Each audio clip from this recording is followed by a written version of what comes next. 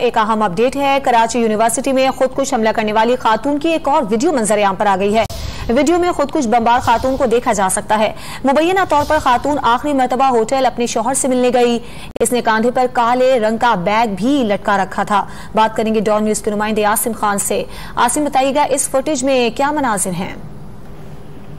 ये कराची यूनिवर्सिटी खुदकुश धमाके में जो खातून दहशतगर्द थी उसकी एक और वीडियो सामने आई है और ये एक होटल की वीडियो है जहाँ पे ये अपने शौहर से मिलने गई है। आखिरी दफा वीडियो में सबसे बमबार खातून को दो बच्चों के हमरा देखा जा सकता है। खातून ने अपने कंधे पर काले कलर का बैग भी टांगा हुआ है जो ये वही बैग है जिसमें जो है धमाका किया गया था। तफ्तीशी इदारों का कहना है कि खातून बच्चों को शौहर के हवाले करने आई थी खुदकुश धमाके से पहले और जो अभी तक की मालूमात है इसके बाद जो है यहाँ पर सिक्योरिटी एजेंसीज में छापे भी मारे जिसमें होटल रिकॉर्ड के मुताबिक शौहर और इफ्तिखार नामी शख्स की एंट्री इस होटल में जो है कराई गई थी।